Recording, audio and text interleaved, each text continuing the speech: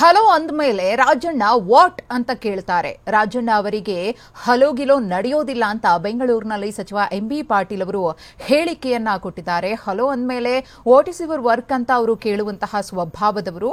ರಾಜಣ್ಣ ಹಿರಿಯ ಸಚಿವರಿದ್ದಾರೆ, ಕಮ್ ಬಾ ಇದೆಲ್ಲವೂ ಕೂಡ ಅವರ ಮುಂದೆ ನಡೆಯಲ್ಲ ಅಂತ ಹೇಳಿ ಎಂಬಿ ಪಾಟೀಲ್ ಅವರು ಮಾತನಾಡಿದ್ದಾರೆ.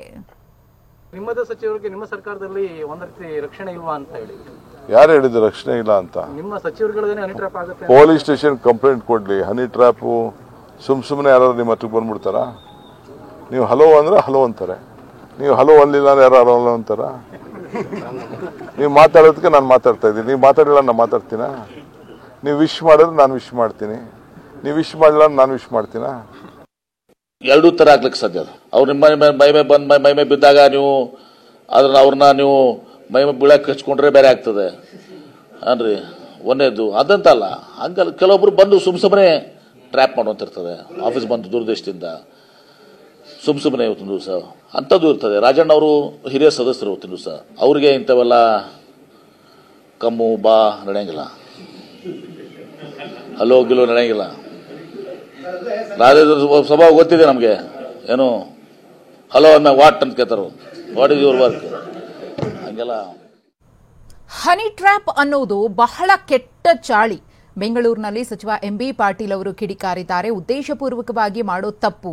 ಸಿಎಂ, ಹೋಮ್ ಮಿನಿಸ್ಟರ್ ಕ್ರಮವನ್ನು ತೆಗೆದುಕೊಳ್ಳುತ್ತಾರೆ. ಕ್ಯಾಮರಾಮ್ಯಾನ್, ನಿರ್ದೇಶಕ, ನಿರ್ಮಾಪಕ, ಆಕ್ಟರ್ ಎಲ್ಲರ ವಿರುದ್ಧವೂ ಕೂಡ ಕ್ರಮ ಆಗಬೇಕು ಅಂತ ಎಂಬಿ ಪಾಟೀಲ್ ಆಗ್ರಹಿಸಿದ್ದಾರೆ. ಇದರಿಂದ ಯಾರೇ ಇರಲಿ ಇವತ್ತು ದಿವಸ ಅವ್ರ ಮೇಲೆ ಕ್ರಮ ಆಗ್ಬೇಕು. ಯಾವುದೇ ಮಾಧ್ಯಮದವ್ರು ಇರಲಿ, ಯಾರೇ ಕ್ಯಾಮ್ರಾಮನ್ ಇರಲಿ, ಯಾರೇ ಅದಕ್ಕೆ ಪ್ರೊಡ್ಯೂಸರ್ ಇರಲಿ, ಯಾರೇ ಡೈರೆಕ್ಟರ್ ಇರಲಿ, ಎಲ್ಲ ಪ್ರೊಡ್ಯೂಸರು, ಓನರು, ಡೈರೆಕ್ಟರು, ಆಕ್ಟರು ಎಲ್ಲರೂ ಹೋಗ್ಬೇಕು. ಈ ಹನಿ ಟ್ರ್ಯಾಪ್ ಅನ್ನೋದು ಬಹಳ ಕೆಟ್ಟ ಚಾಳಿ. ಇದನ್ನು ಉದ್ದೇಶಪೂರ್ವಕವಾಗಿ ಯಾರನ್ನೋ ಸಿಗಿಸ್ಬೇಕು ಅಂತ ಹೇಳಿ ಮಾಡ್ತಾರಲ್ಲ, ಇದು ಬಹಳ ಕೆಟ್ಟದ್ದು. ಇದು ಇಷ್ಟು ಮಾತ್ರ ನಾನು ಹೇಳ್ತೀನಿ, ಇದಕ್ಕೆ ಆಸ್ಪದ ಕೊಡಬಾರ್ದು. ಆದರೆ ರಾಜಣ್ಣ ಅವರು ಕಡೆ ಏನು ಮಾಹಿತಿ ಇದೆ ನನಗೆ ಗೊತ್ತಿಲ್ಲ. ಅವರು ಮುಖ್ಯಮಂತ್ರಿಗಳಿಗೂ ವಹಿಸಿದ್ದಾರೆ, ಗೃಹ ಸಚಿವರಿಗೂ ವಹಿಸಿದ್ದಾರೆ.